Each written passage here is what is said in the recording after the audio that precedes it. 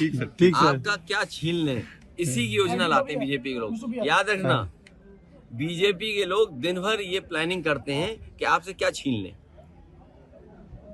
Covid के time में आपका वेतन कम हुआ था, आज तक बढ़ पाया आपका? कट गया। अपना भी तो सोचो। कट गया वो। अपना भी सोच नहीं रही, देखो।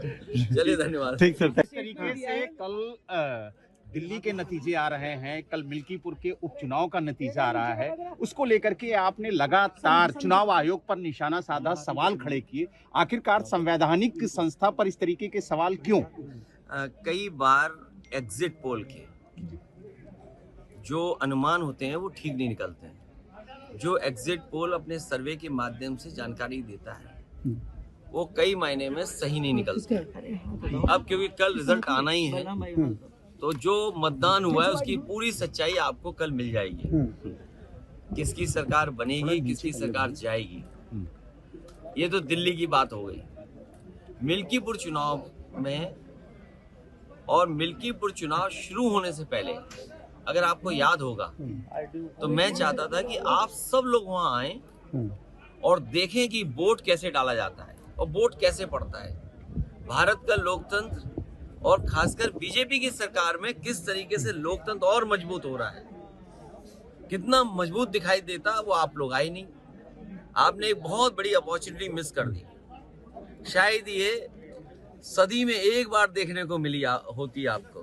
जैसे ये वाला कुंभ जो है, महाकुंभ की कोई परिभाषा नहीं है, लेकिन क्योंकि जमाना आजकल मार्केटिंग का है और जितना आप उसको कम्युनिकेट कर ले जाओ तो महाकुंभ हो गया। 144 साल का किसी ने प्रमाण नहीं मांगा। ये चुनाव भी 144 साल वाला जैसा चुनाव था जो आपको देखना चाहिए था। सोचिए आप, बगल के जिले जो हैं वहां से भारतीय जनता पार्टी ने अपने कार्यकर्ता बुलवाए। अंबेडकर नगर से कार्यकर्ता है, अब तो हम लोगों को उनके गांव पता लग गए हैं क्योंकि पकड़े गए थे कुछ लोग। बगल के जिले से अमेठी से लोग आए थे, सुल्तानपुर से लोग आए थे, रायबरेली से लोग आए थे, और गाड़ियों के नंबर हैं। अगर आप चाहोगे तो मैं अपने पार्टी के पेज पे कुछ गाड़ियों के नंबर आपको दे दूंगा, डाल दूंगा। प्रिसाइडिंग ऑफिसरों की आपको वो रिकॉर्डिंग मिल गई होगी, जहां पर प्रिसाइडिंग ऑफिसरों से पूछा कि भाई टारगेट पूरा है कि नहीं है और किस टारगेट में आप हैं, आपको 30 वोट डलवाना है फर्जी या 50 वोट डलवाना है या उससे ऊपर, वो भी रिकॉर्डिंग आपको हम लोगों ने जानकारी कर दे दी। बीएलओ कौन पोस्ट होंगे, बीएलओ कौन पोस्ट होंगे, किस थाने में कौन पोस्ट होगा, सीओ कहाँ पोस्ट होगा, एसएसपी कौन क्या देखेंगे, ये सब वेल प्लान्ड इलेक्शन हुआ। ये वाला, ये आपने 144 साल वाला जिस तरीके से कुंभ था, उस तरह दुनिया का सबसे अच्छा चुनाव आपने मिस कर दिया। ये अपॉर्चुनिटी प्रेस को मिस नहीं करनी चाहिए थी।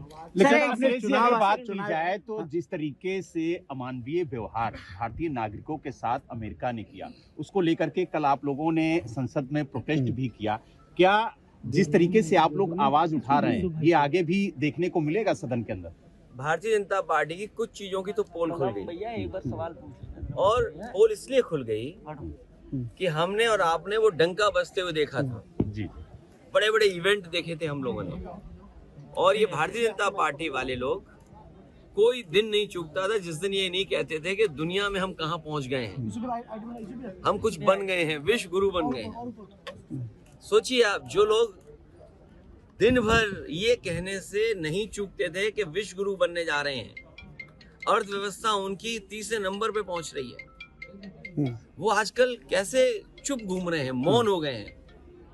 जो विश्व कहने वाले लोग मौन घूम रहे हैं, और जिस तरीके से लोग लौट करके आए हैं, ये कह देना कि पहले भी ऐसे लोग लौटे थे, लेकिन पहले हमारी अर्थव्यवस्था इस जगह नहीं थी, इतना हम अर्थव्यवस्था का डंका नहीं पीटते थे। और कैसे लोग आए हैं जिन्हें शौचालय नहीं जाने दिया, बाथरूम नहीं जाने दिया।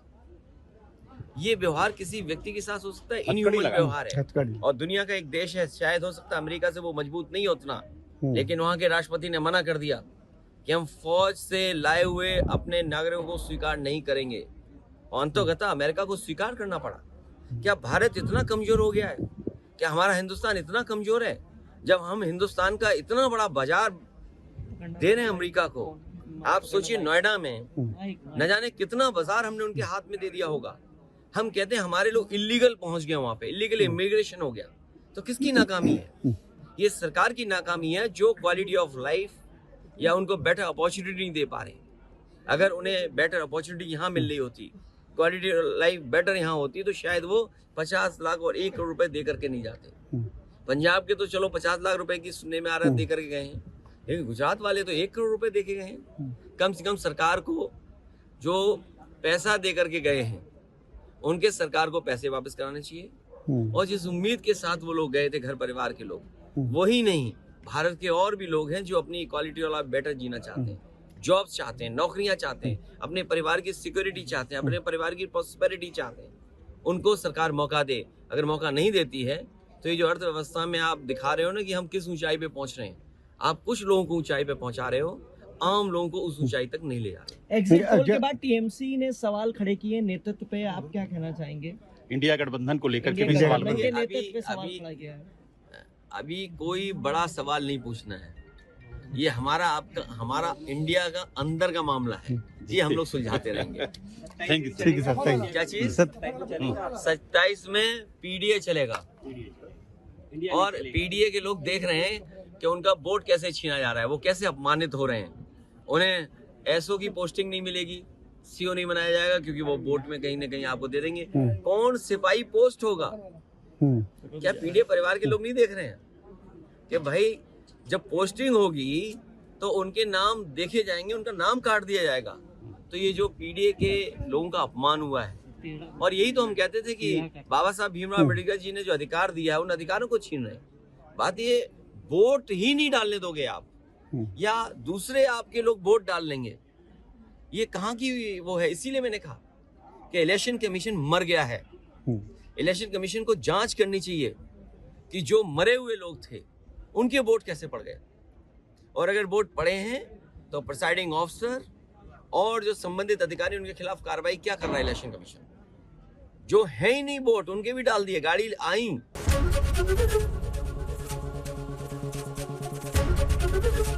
एबीपी गंगा, खबर आपकी, जुबान आपकी।